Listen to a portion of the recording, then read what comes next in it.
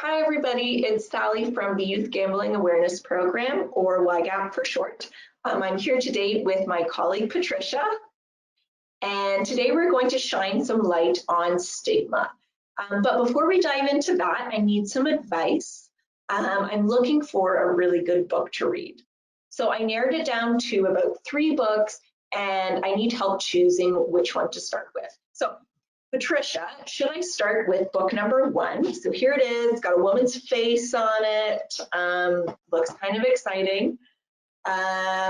Next book is this like bright orange book that has a curtain on the front. And then the last book that I have here is shiny and silver, and I like shiny things, so I could pick this one too. What do you think? I really have no idea. That is a hard question because I don't have any real information on what the books are about. Okay, you are right.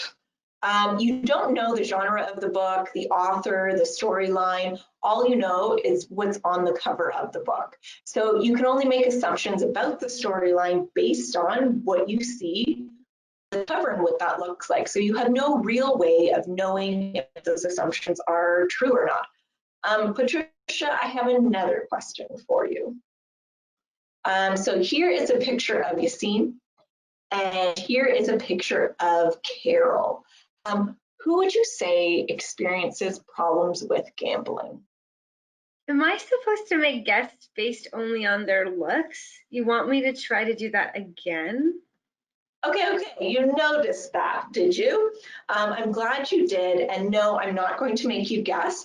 Actually, both are in recovery for problem gambling. You can't tell if someone is experiencing issues with gambling just by looking at them. To do so would make assumptions, and as we learned earlier, you can't judge a book by its cover. So there's no way of knowing if those assumptions are actually true. Carol is a 67-year-old retired teacher who started gambling following her husband's death.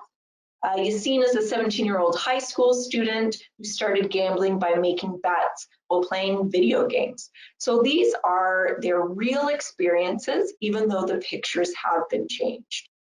So really, problem gambling has the potential to affect all people regardless of age, gender, or life experiences. Now, unfortunately, our society often judges people on their appearances, religion, race, and even something like their hair color. So in making assumptions, we also end up labeling people. The issue with making assumptions is, as we mentioned previously, they're not necessarily true. And the problem with labeling is also that it reduces people to that label alone. So if you label someone as, say, a problem gambler, you're defining them by that activity. So they're no longer seen as an individual or for who they really are. We forget that Yassine is a brother, a son, that he has a part-time job, that he's the head of his school's math club. We only see him as a part of that stereotyped group.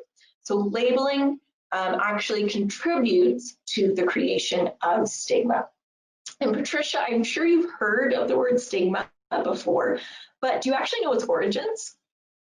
So I am familiar with the word. It describes a sort of disapproval and discrimination against a person, but no, I don't know where it originated.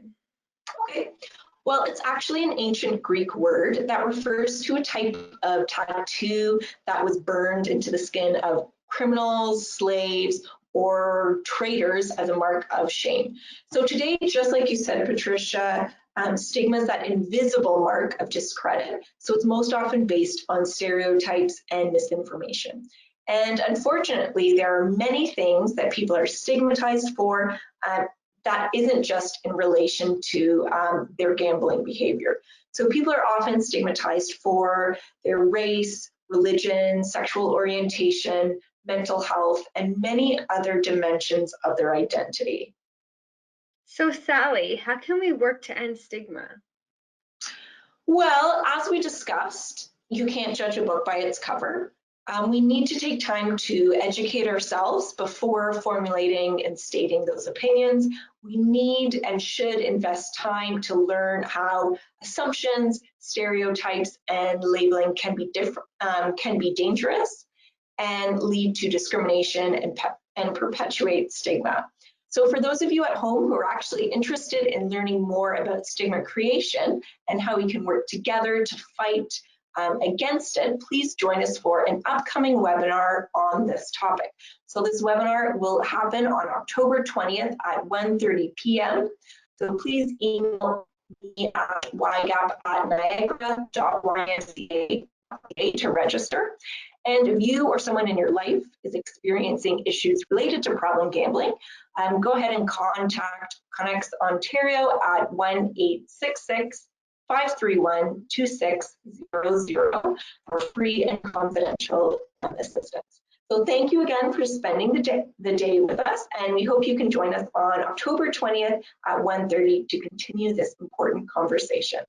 Thank you.